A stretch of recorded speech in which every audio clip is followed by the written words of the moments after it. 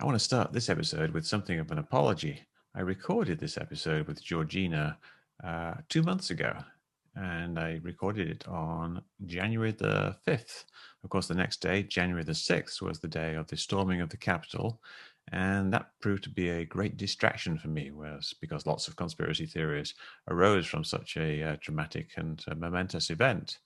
And so this episode kind of got left on the back burner for a while, and I finally got around to digging it back up again. And I think it's well worth a listen because Georgina has some very interesting points to make, which are still very relevant and very interesting in the context of what happened with the storming of the Capitol.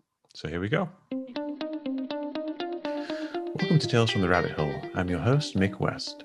My guest today is Georgina.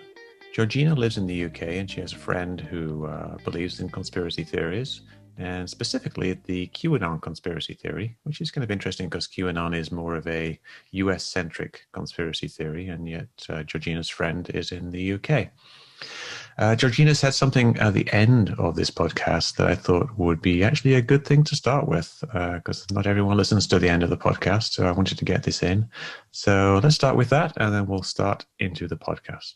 I just want to say that if you're living at home at the moment with someone who's into QAnon, come on the QAnon casualties, Reddit. There's loads of support on there and great advice, and it's good to vent. And you might get some valuable information on how to help someone. And if you do see a friend or family member going down that road, it's best to try and speak to them before they get too far in and to remain compassionate. People aren't idiots because they believe in conspiracy theories. It could happen to anyone, so treat people with compassion. Okay, and here is Georgina. Thank you very much for talking to me. And so you contacted me after I posted on a Reddit forum for people who have friends who were stuck down the QAnon rabbit hole. Yeah, so the Reddit's called QAnon casualties. So what kind of drove you to actually find that community online? I've got a friend who, at the start of the first lockdown in the UK, I wasn't aware of QAnon before any of this. It wasn't something that was in my life. But she started sharing QAnon stuff with me. At the time, I didn't know it was QAnon. I just thought it was general conspiracy theories. I mean, I've heard of, conspiracy theories before. Was it back in March, April, something like that? Yeah, around that sort of time. I would say at the very beginning of the pandemic, everyone sort of seemed to be on the same page. And then these conspiracies I started to become aware of them anyway. So she wasn't interested in QAnon before any of that. No, what types of stuff was she interested in before that? That were kind of adjacent to that type of belief? I'd definitely say she was interested in conspiracy theories. Ones that I think are quite common, stuff like big pharma pushing pills onto people that don't need them, anti-vax sort of stuff. I never agreed with anti-vax. I've got a child who's vaccinated, but it's something that you come across all the time. People don't trust the pharmaceutical industry. And I'd say to a certain extent, I agree with some of those conspiracy theories. Not that it's something that's in my life a lot, or that I think about often, but there are the concerns that maybe people are being prescribed things that they don't really need or that sort of thing. Yeah. But she was never into any other conspiracies, nothing like 9/11 or chemtrails or anything like that. Interesting. So you would say anti-vax would be the most kind of extreme thing that she believed in before she made the jump to QAnon? I would say we're both distrustful of the government. Right. But I'd say a lot of people are distrustful of the government. It's kind of healthy to have a bit of a... Yeah. It's like most people, obviously when you think of a politician, it's kind of like everybody, I think, thinks of politicians as being distrustful characters. It's not really at all unexpected that people are distrustful of politicians and hence the government.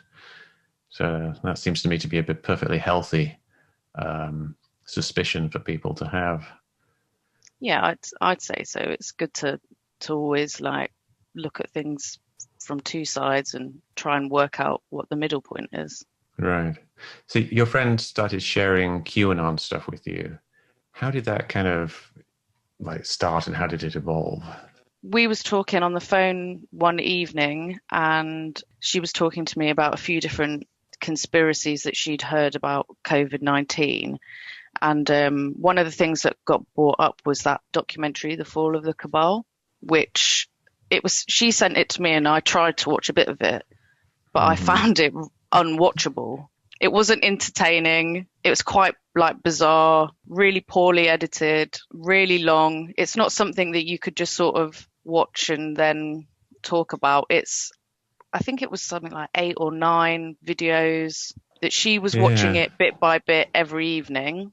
She talked about some conspiracies that had come from that. There was a video of a child falling out of a window at Buckingham Palace. Really? Yeah, and I don't know if that was in the documentary or whether that's something, because I couldn't watch the documentary. It was too long. But this video was on YouTube, and we'd spoken about it on the phone call, and I'd then gone to look at it afterwards, and it had been debunked.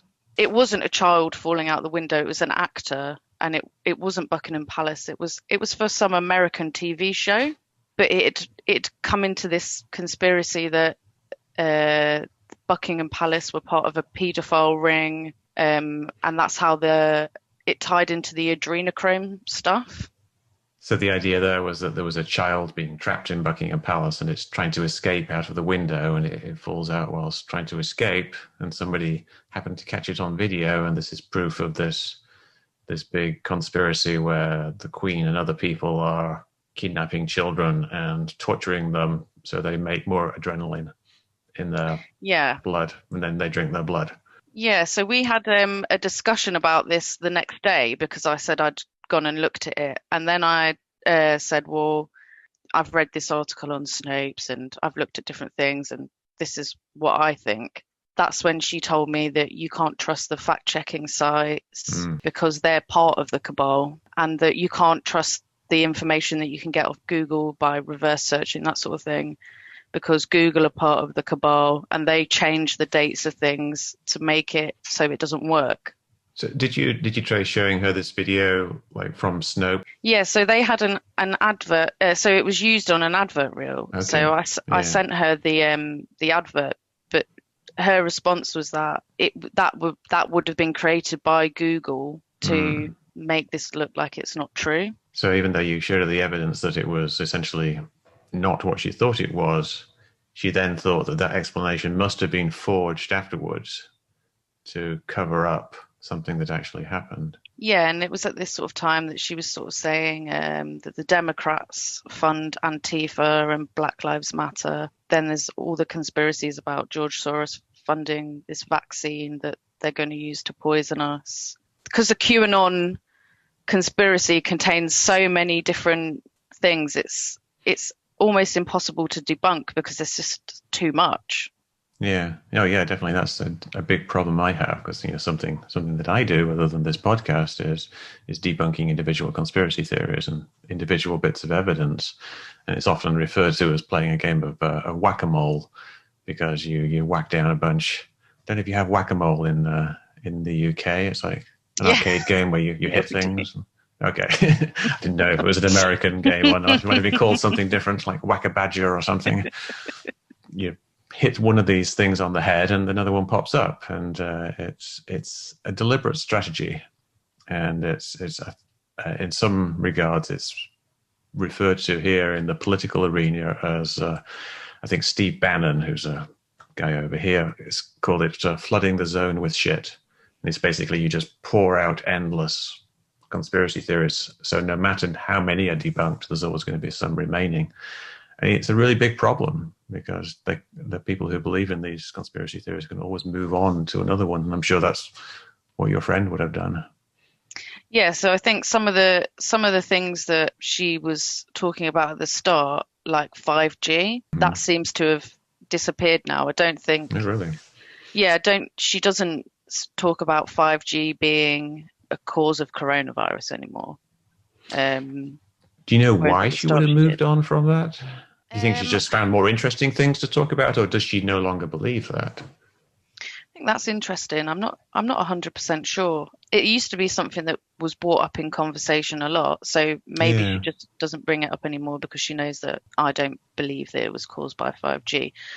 But also, Mm. there's a lot of evidence online. I've seen some good things on YouTube that show like the spread of 5G, where it started, and Yeah. the spread of coronavirus and where that started, and how it doesn't correlate, that sort of thing. So I don't know, but she was interested in 5G before coronavirus anyway. That was a conspiracy theory that she was already interested in. I can remember her sending me a letter that had been signed by scientists, Hmm. 100 different scientists or something like that, to say they think more research should be done into 5G.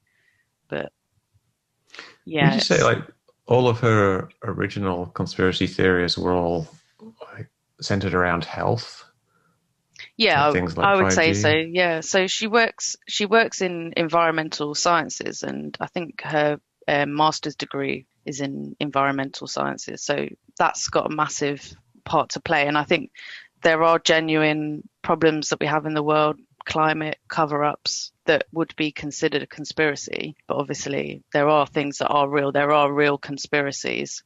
Yeah.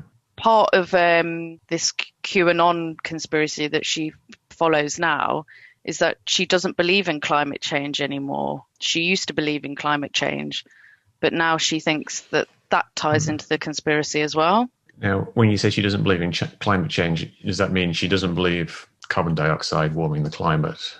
Yeah, so She thinks it's natural. yeah, so she does believe in obviously plastic pollution, that sort of thing. You can't deny it. But global warming, she doesn't believe. And she also thinks we're about to enter an ice age.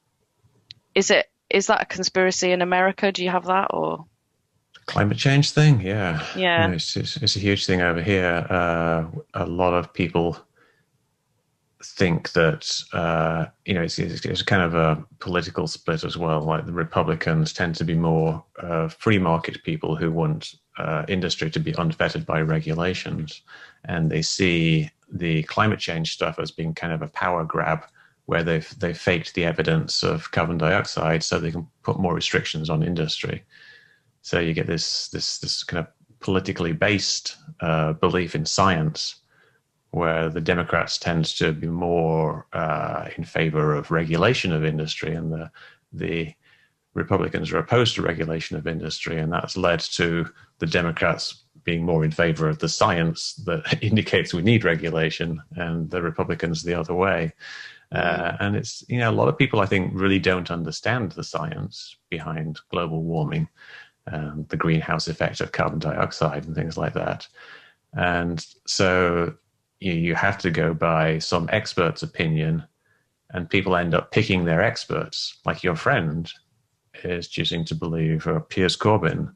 Even she probably doesn't understand the science, and Piers Corbyn probably doesn't understand the science No. either. But this ends up being what comes across. I think that's part of the problem as well because I'm not a scientific person and I don't understand the science, but I try and put my trust in people that I think are suitably qualified. But I feel like at the moment people really distrust scientists or the Mm-hmm. scientific opinion, and I think that's played a massive part into it. But the problem with QAnon is it's such a large umbrella and it contains so much conspiracy theories can be brought into it that if you believed you were a bit anti-vax or you were a bit climate change denial, there's something in there for everyone. So people get drawn in through their interest, and then they take on these other pieces, but they also discard the bits they're not that bothered about. Mm-hmm. I don't think most of the people that follow QAnon, I don't think that they go on 8kun and look at the drops. I don't think that's really even a big part of it anymore. Yeah. I think it's more of a community led thing. Yeah, it seems to be almost becoming an established mythology that people believe a set number of things. One of the problems with debunking QAnon is that it seems like you're getting these new things over and over again. But I think as it grows and becomes more established, like you said, people aren't so much following what happens on a day-to-day basis, and that's kind of fracturing now anyway. I think with the election approaching, and Donald Trump will be replaced uh, by Joe Biden in a couple of weeks, and I think it's maybe solidifying the conspiracy theory into something that can be more easily addressed. That's my hope, anyway. But I just want to go back to something you said. Well, something I said earlier. Like I said, your friend probably doesn't understand the science of global warming, and I don't. I was making an assumption there, and I remember you told me like she has a master's degree, and you just said she's in environmental sciences. So is she scientifically based? Would she understand the science behind global warming? She is scientifically based. She works in soil management, which is slightly different. That's why I'd probably say maybe she doesn't understand the science of global warming. It probably is something that she could understand though, if she looked into it. But then I think people look for what supports their current view. And that's part of the issue, is that she's looking for things to support what she currently thinks, not the other side, to see what the other side is. She did previously believe in climate change, so she must be looking at some information now that tells her differently. What role do you think kind of religious beliefs had in this?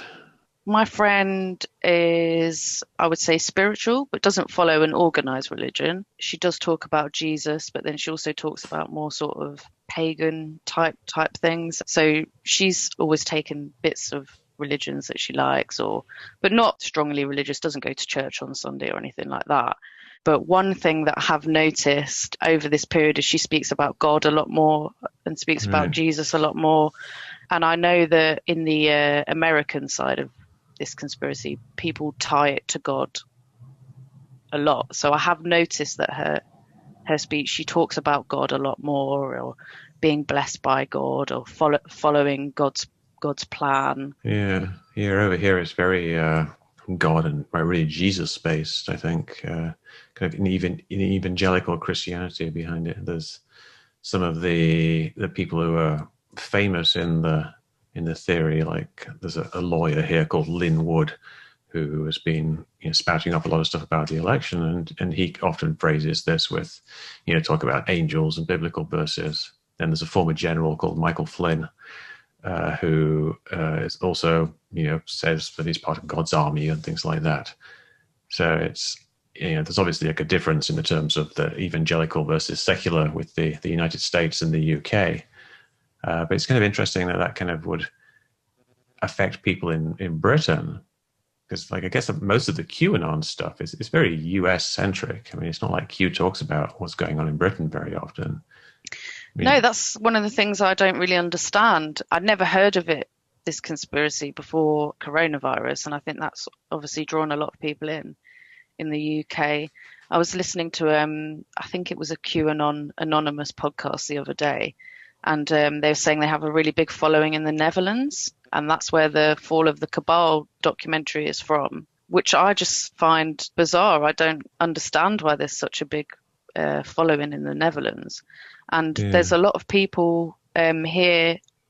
I don't know whether it's my friendship circle. There's a lot of people that are drawn to it, but we have David Icke here, and you come across the odd person who believes in David Icke, and I think those people that were already drawn to that have sort of gone over as well. But Q doesn't talk about the UK, which I find it bizarre that people here have been drawn in. yeah, it's like you get all these British people who become experts in American politics, and it's almost like they've because you go onto YouTube and YouTube shows you what's the most popular thing, and America's such a big creator of this content, it ends up infecting all these other countries, and they become more conspiracy theorists perhaps become more concerned with American politics than their own country's politics.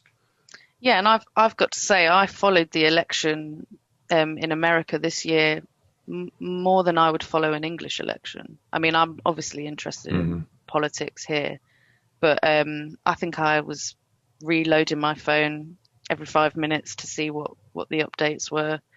Yeah. It was an exciting election that you had. So We've got another one today, which is the election of the senators in Georgia, which will control the Senate, which essentially will control the entire government.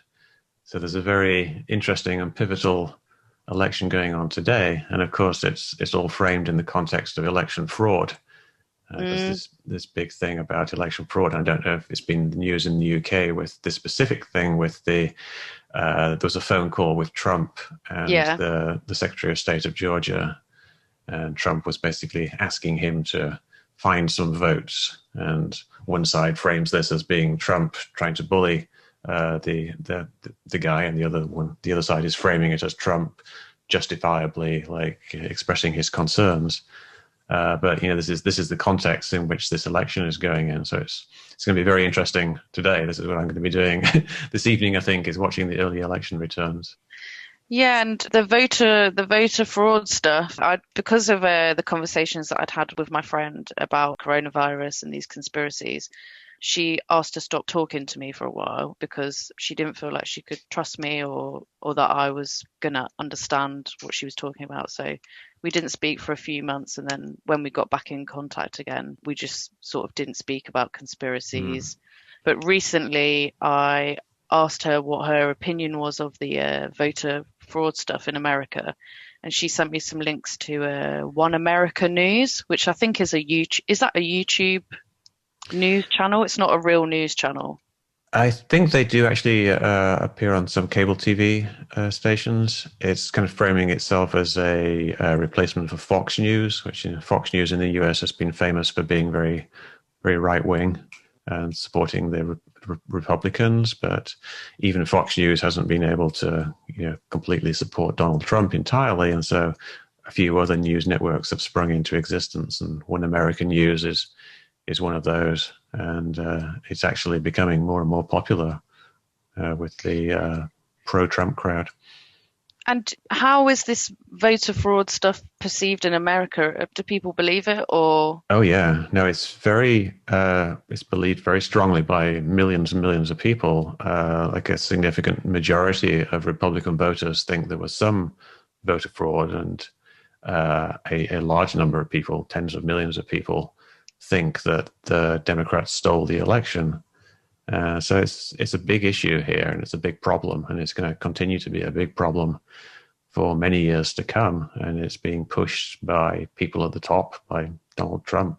Like if you listen to the taped conversation that came out a couple of days ago, he just basically repeats a bunch of completely baseless conspiracy theories that he seems to actually believe, and all his followers hence believe it, because if Donald Trump believes it, why wouldn't they believe it?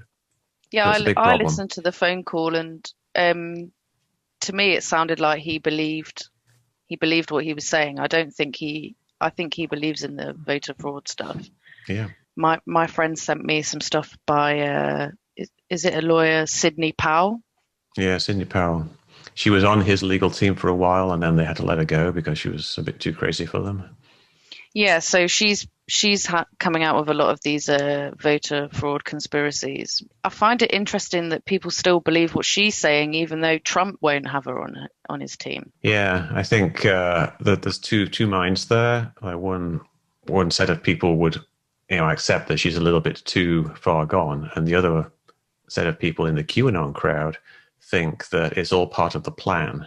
Like Trump let her go so she could do her own thing, and he can do his own thing, and then together they would help defeat the forces of darkness. But yeah, I mean, the stuff she does is a little bit extreme, and she comes up with a whole bunch of baseless stuff. But really, no, it's no more baseless than the stuff Trump is coming up with. It's just a bit more a little crazy. Like she talks about the Venezuelan government being involved and things like that, and votes being sent to Germany and Italy, and which is completely nonsense. And then beyond that, there's this other lawyer, Lynn Wood, who Sidney Powell has appeared at rallies with Lynn Wood, and he's even further along the spectrum, and he's even crazier in the degree of conspiracy theories that he puts out there, and he's really into the QAnon stuff. And he was tweeting stuff about some actor being the recipients of secret information, then being killed by pushed off a bridge, and there's lots of children being held captive, and there's blackmail, and, all sorts of crazy stuff that I'm sure you've heard, this type of thing. But it's like there's something for everybody in these people, and you can kind of pick which one you want to do. You do the slightly more vanilla ones with Trump, and then the more extreme ones with Sidney Powell, and then even more extreme with Lynn Wood. And I guess your friend kind of tends towards the more extreme stuff, like with the children and whatnot. Yeah, so she mentioned the adrenochrome stuff back in April, March. I'm not on Facebook anymore, but she is, and my partner is, and he's obviously seen stuff that she posts. And there's been stuff on there about, however hundreds of thousands of children a year go missing. Where do they all go? And then obviously when you look at the statistics, I think it's something like 98% of those children are found within 48 hours or something. Yeah, it's 800,000 is the number, but it's just children who are reported missing, and it's generally kids who have not come home because they're out playing late or something like that, or there are kids where there's some kind of custodial dispute, like between parents and things like that. So it's not like they're really missing as such. It's just I think what it gets conflated with is stranger abductions, where somebody who isn't known to the child takes that child, and they think of that as being the actual number. Like 800,000 people are taken away and then taken to dungeons somewhere and tortured and killed. And people literally believe this, which is pretty scary that they would. Yeah, and I think it can drive certain people to doing extreme things if they truly believe that the government's stealing, or whoever it is the deep state is stealing 800,000 children a year. If you truly believe that, you might end up trying to do something about it. And I think that's where this conspiracy is quite dangerous, because I think people are or do want to do something and take action. You see rallies and that sort of thing. You have here anti-mask protests, and there's a QAnon presence at those sort of things. And there's a Save the Children protests or rallies. But then obviously you're going to get people on their own, like Pizzagate, that sort of thing, where people try and take it into their own hands. And that's the thing that I find most worrying about this, is that people could really ruin their lives following this through. Yeah, there's been a few more cases in the States recently. Like there was a pharmacist, like a chemist, who destroyed some coronavirus vaccines here in the States, like 500 doses, because he believed that that they were doing harm. And so and then after he got arrested and questioned for this, it came out that he believed a whole bunch of other Q-type conspiracy theories, all the usual suspects. And he's a guy who's in the local drugstore, like filling people's prescriptions, and has been doing this for many years. And yet he's got these completely irrational beliefs, and who knows, what he might have done. But yeah, people do these quite dramatic things. Your friend, though, I guess she's not the type of person who would do anything like that, but no. Are there actions that she has taken as a consequence of her belief? Yeah, so not wearing a mask when you're out and about is one of them. So in the UK, I think it's a law that you have to wear a mask inside a shop or that sort of thing. But some people are exempt if you have anxiety or breathing condition, that sort of thing. There's usually a policy of not asking people, and British people aren't very confrontational anyway. Yeah. So she doesn't wear a mask, and we've got another friend who also believes the same stuff. She doesn't wear a mask either, and obviously doesn't follow the guidelines. Like the gatherings of people and things like that. Yeah, so that sort of thing, gatherings, using hand wash. She believes that using the alcohol hand wash can actually make you sick. Wearing a mask can make you sick. And obviously she's worried about mandated vaccines, so she won't be taking the vaccine. You mentioned in your email that you had a shared interest in cults. which is very interesting to me because there's obviously this kind of overlap about how people get sucked into cults and how you get sucked into beliefs like this. Can you talk about Mm. that? Yeah, one of the things that we're both interested in as a hobby, I suppose, is reading about cults, watching documentaries about Yeah. cults. We're both really into that sort of thing. The same sort of way that people are into murder Oh documentaries, that yeah, sort of yeah. thing. Yeah. Yeah, my wife I and I find it are interested in interesting. both murders and cults. It's, Yeah. so we watch murder documentaries and cults documentaries. But, It's funny that it's such a big thing. People love that sort of stuff, and obviously it's all about human psychology. It's oh yeah, interesting. yeah, it's fascinating.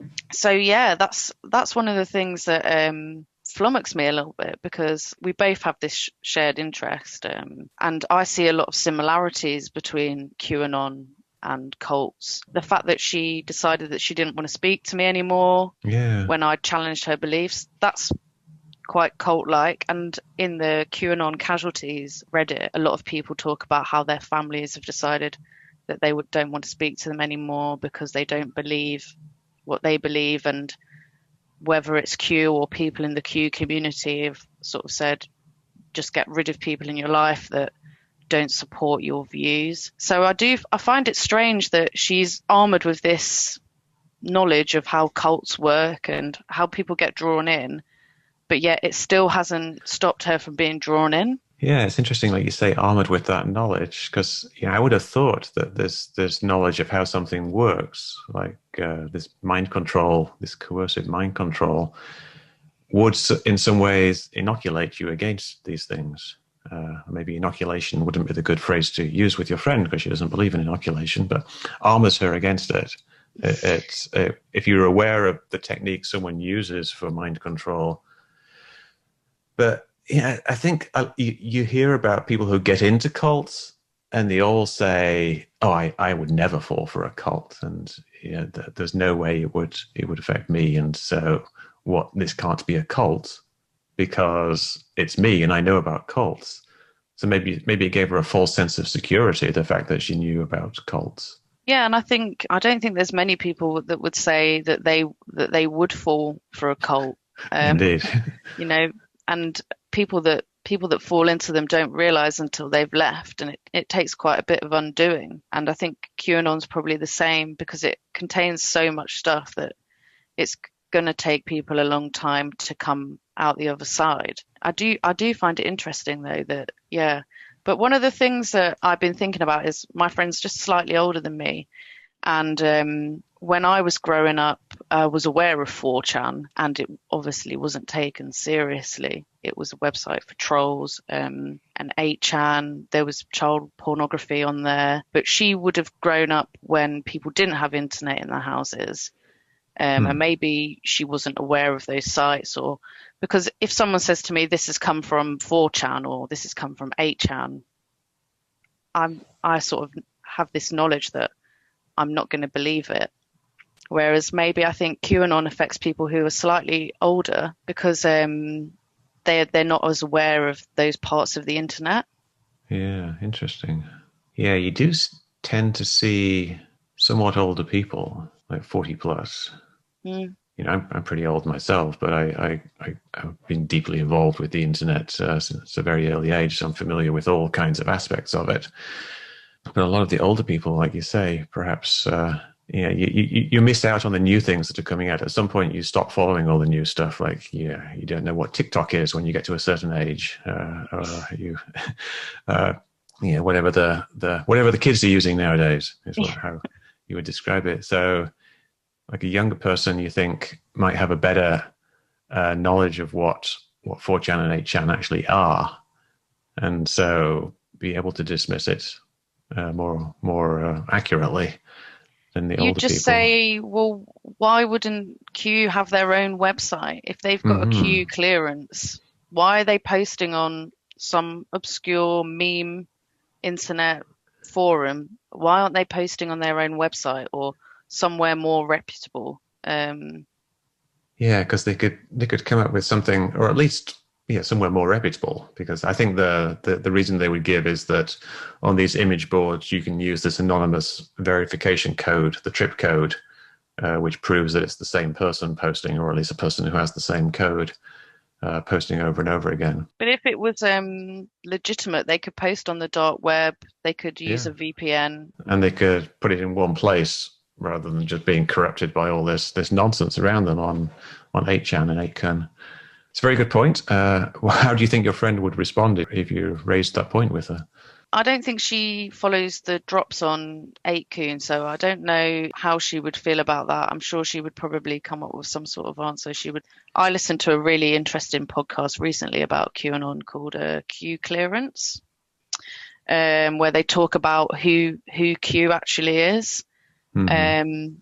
And they think it's actually run by the Watkins family, the people that own 8kun. Ron and Jim Watkins. Yeah, and there's a lot of interesting things to say about them and why you wouldn't follow some of these guys. They're not morally the best people. If they're talking about a paedophile ring, but yeah, they run a site where paedophiles are allowed to post child pornography. It almost reminds me of people excusing Trump's sins because they think he is an agent of God or a weapon of God, and they're just using him for this thing, and they might excuse the fact that it's gone through 8chan for similar reasons, but which seems like a pretty bizarre belief to me, but I guess some people might do that. This is another one of the things that's baffled me, is that previously my friend hated Trump. She thought that he was, as horrible as I think he is because of his attitude towards women, racism, that sort of thing. But I've seen her post MAGA on her Facebook page, which I just find absolutely, it's just a 180. She went to a festival a couple of years ago and there was a guy there who believed in QAnon. And when she came back, she told me, there's this guy there, he believe this crazy conspiracy and it was embarrassing. But now she recently said to me, we're really good friends and he sends me all this really good information, and I used to think he was crazy, but now I think he's got the right idea. Do you feel like your friend is a different person now? Yeah, it's difficult. One of the things I've been wrestling with is this person I still want in my life? They believe things that are massively against what I believe, but they are still my friend. I don't know, will we be able to have a normal relationship again, because QAnon takes over people's lives. They don't think about anything else. It's something that they do in their whole spare time. When they speak to you, that's all they can speak about, because if they believe these things are so horrendous that are happening in the world, they can't not think about them, or it's a massive part of their life. To me, it's my friend, but for other people, it's their family members, especially if we're being locked down together. People are with their parents that may be believing it, that sort of thing. And it's a big dilemma to sort of decide, is this something that I'm going to try and help this person out of this, or is this something where I'm going to say, I'm just going to step aside and let them get on with it, because it is so huge that it's going to take a long time. What do you think the future holds for you and your friend? I was kind of hoping that after the election, things would die down. I was really hoping for Biden to win, because I was hoping that people would come away from Q and see nothing's come true. How can we keep following something if none of it comes true? But I feel like because they've based such a massive part of their lives on this belief, it would almost be worse to just discard it. Yeah. So in a way, they have to carry it on for themselves. So I'm not sure if there's anything I can do. I think perhaps the election itself wasn't conclusive for a lot of people because Trump is still president for the next few weeks. So perhaps there might be a better opportunity after Biden becomes president and it becomes more clear that Trump did not, in fact, win, and if there was a plan, that it didn't actually work. And so perhaps there wasn't a plan. Because right now, I think the Q people are reframing Trump's loss in the election as being essentially part of the plan. Yeah. Right at the start, they were saying it was a trick to expose election fraud.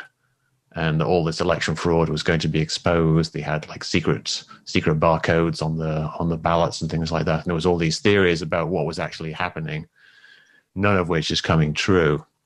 And if we get to this hard stop when Biden becomes president.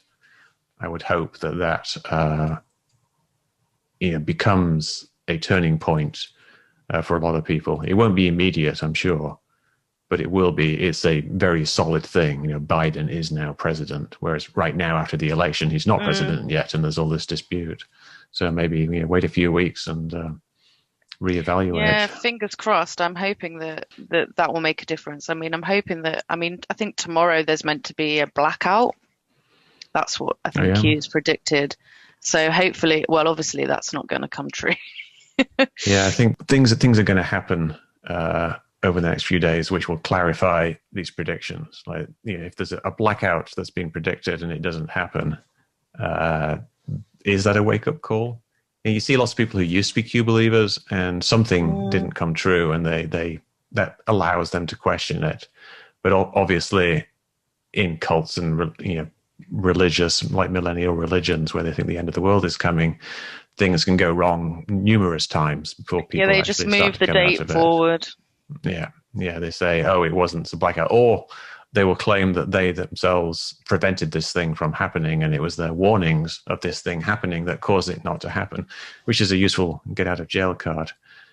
Yeah, and I also hope that when the coronavirus restrictions start to become lifted, when the vaccines rolled out and we can start seeing things sort of going back to normal, that will help. Yes. Because I think a big thing that plays into this is that people think that this isn't a temporary thing, that this is what the government actually wants people to be locked down and not be able to meet up together. Yeah, I totally agree. That's going to be a huge thing, because there's been predictions from the very start that it's going to be martial law, and everybody's going to be ushered into concentration camps or whatever, or it's going to be a continuous lockdown. But I think hopefully, we're not going to go back to exactly the same way things were before for quite a long time. But over the next year or two, things are going to return to normal. And that, I think, will damp down some of the flames, hopefully. Yeah, I hope so. I mean, it'd be nice for us all to get out of this situation anyway. Yes. Interesting that it's a unique time in human history, really, as we had pandemics before, but we never had pandemics with the internet and chat rooms and being able to talk like you and I are talking right now. And it's uncharted territory, and it's the historians are going to look back on this period as being a very interesting one, and we just got to cross our fingers. I don't think that YouTube has helped. I think obviously YouTube have tried to fix their algorithm so that people don't get just conspiracy videos. It used to be that if you looked at conspiracy theories, you just only got conspiracy theory videos. We used to have a joke in our house that if you just left YouTube running, eventually it would start playing conspiracy videos, because you'd come back to it 8 hours later and there'd be some video about 9/11. You think, where's that come from? It's interesting because you get this skewed perspective, I think, of conspiracy, of YouTube and what's on it. I did some experiments where I started with a clean browser, so it didn't know who I was, and the stuff it showed was the most boring pap imaginable. It was like colorful videos of people dancing and YouTube influencers like showing their vacation photographs and things like that, which I think is actually what most people watch on YouTube. Is this kind of really mundane, ordinary stuff. And if you are interested in conspiracy theories, you end up getting this very distorted view of the world, because the conspiracy theory stuff on YouTube is only like 1% of it, if that, in terms of what people actually watch. You look at the big YouTube channels, the big, I can't think, PewDiePie or someone like that, who just makes silly videos about video games and memes. He's got like whatever it is, like 200 million or 1 billion followers or whatever it is. But then you got the conspiracy theory people who have 200,000 followers, and yet if you're interested in that, that's all you see. You don't see PewDiePie. PewDiePie never shows up on my feed, but all this conspiracy nonsense does. So you got to try, I think, to break people out of this bubble and this tiny little bubble, really, and get them to see the real world. It's a challenge. In a way, it's sort of taken over my life because it's something that I'm looking at all the time now. I don't believe in it, but it's something that I'm constantly looking at or wanting updates on, and listening to podcasts about it, and watching stuff on YouTube and debunking stuff. So in a way, even though I'm not a conspiracy theorist, it's a huge part of my life now as well. Well, I suppose in a way it's an extension of an interest in cults, or even like people who listen to murder podcasts. I wonder if you listen to murder podcasts like My Favorite Murder, you might get the impression that people are being murdered all the time. Yeah. So, because it's not as big as people think, like this, especially like the adrenochrome aspect of it. The more extreme aspects of it are a fairly small number of people.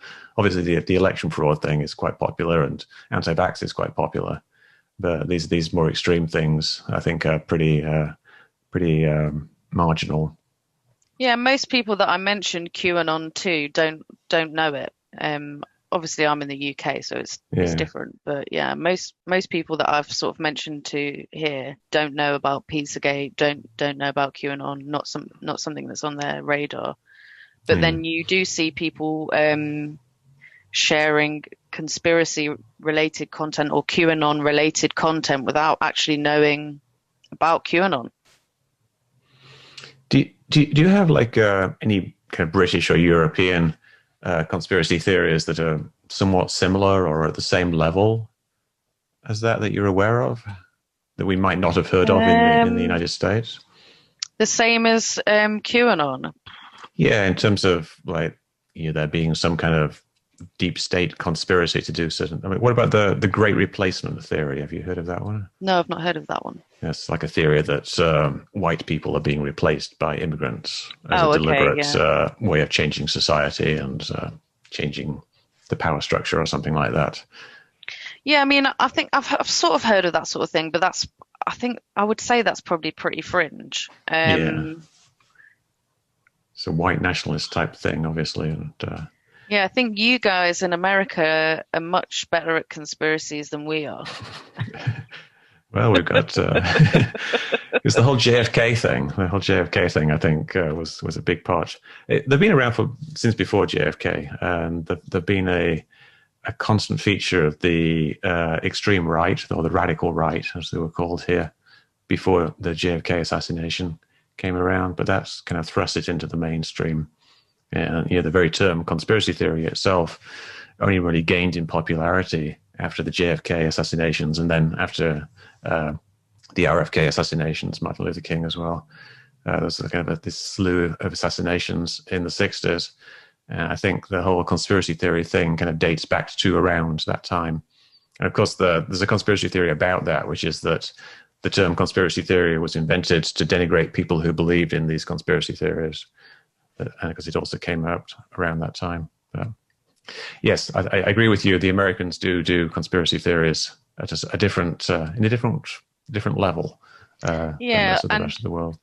Like I said at the beginning, there are conspiracy theories that are real. Like you've got stuff like MK Ultra and that sort of thing. Oh yeah. So there are real conspiracies.